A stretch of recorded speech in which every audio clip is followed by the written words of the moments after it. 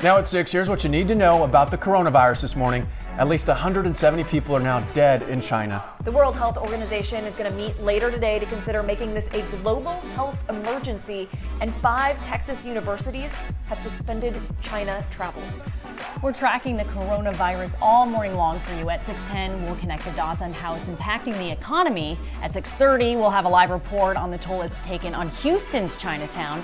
And then at 6:45, we'll verify one of your questions. And remember to send us your questions. You can find all of those stories at ksu.com/coronavirus. For now, welcome to H-Town Rush. I'm Xavier Walton alongside Brady Smith, Steph, and Erica Lopez over there. Erica, why don't you go ahead and kick off our rush clock? Okay, let's talk about what's going on outside as you walk out the door on this Friday Eve. Keep in mind, it's going to be cloudy all day long, so if you wanted the sunshine, today is not going to be your day for that. But we do have sunshine in your weekend forecast. We just have to get through the clouds that will be pushing through and light rain chances that will be in place, mainly in the form of light sprinkles to some isolated showers later on this evening. Temperature-wise, here's what you're waking up to this morning. Mid-40s for our northern counties, coastal areas. We're in the low 50s and expect to be in the 50s for your forecast highs this afternoon. So keep that in mind for your morning and afternoon bus stop forecast. Will be not warming up much. This weekend's looking nice though, so I'll talk about that coming up. Steph.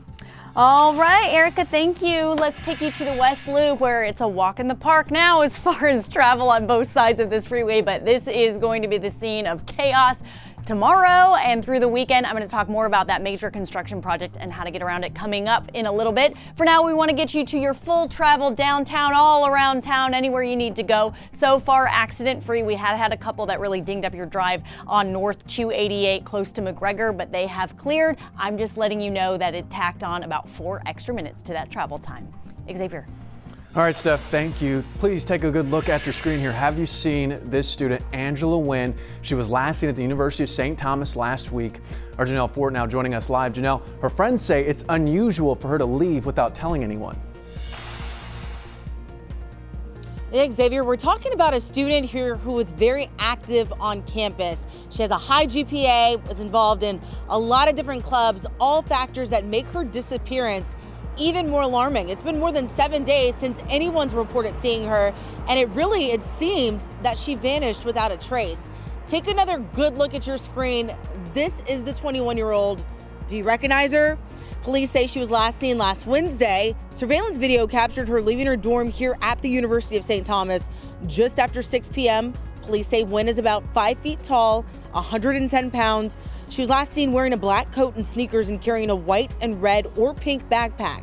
Right now, investigators say there's no evidence of foul play, which limits what they can do in this situation. We do know that Nguyen has 2 phones. Those close to her told authorities when they call the phones, one goes straight to voicemail and the other rings. This morning, we do have a request in to police for that surveillance video. We're hoping to get that to you soon. But in the meantime, police are asking that if you have any information on her whereabouts or if you've seen her in the past week, that you contact them. Sending it back to you guys in the studio.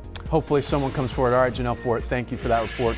Now to breaking news overnight. Bond was set for a former Harris County Precinct 3 captain accused of sexually assaulting a young girl. Jack Hagee did not appear in court due to medical reasons. A judge, though, set his bond at $65,000 on 2 separate charges. The assaults allegedly took place in 1989 and 1997. Hagee was arrested yesterday in Trinity, Texas. Breaking overnight in southeast Houston, a parking lot shootout. Police say while they combed through casings at the scene, a guy showed up at an area hospital saying he was shot in the leg. At this time, they're unsure if the victim is related to the shooting case. At least 170 people are dead and more than 7,000 are infected with the coronavirus in China. That's more than the 2002 SARS outbreak. There are still only 5 confirmed cases here in the U.S., but the CDC is monitoring other possible cases. Right now, health officials are trying to get in touch with roughly 170 passengers from an Australian flight. They say someone on board that Tiger Air flight across Australia earlier this week was diagnosed with the virus. They're worried others could become sick outside of quarantine. The country now plans to send 6 citizens to a remote island. As for the Americans evacuated from China, officials say none appear to be infected, but for now, those people will remain at a California military base for more testing. Here in Texas, at least 5 universities have suspended travel to China for faculty and students. According to the Houston Chronicle, that also includes Rice University. We'll have more on this story at k2u.com/coronavirus, and in about 5 minutes, we'll break down the economic impact of that virus.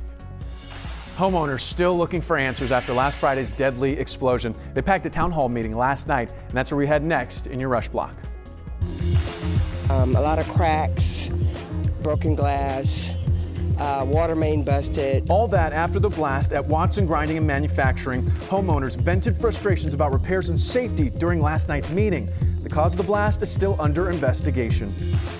A suspected drunk driver accused of running over a group of Good Samaritans will face stiffer charges. Right now, 26-year-old Zachary Castro is charged with 3 counts of intoxication assault in relation to the weekend crash, but 1 will be upgraded to intoxication manslaughter upon 23-year-old Myra Ospino's passing. She's one of 3 pedestrians injured when Castro was accused of running them over as they checked out a wrecked car. Ospino was declared brain dead Wednesday and remains on a respirator, surrounded by family. A scary car crash sparked a fire at a gas station in northwest Houston. The driver hit a pump, then ditched his vehicle and ran away. Fortunately, crews quickly put out that fire. Senators resume President Trump's impeachment trial today. Meantime, a vote on whether to allow new witnesses is set for tomorrow on Capitol Hill.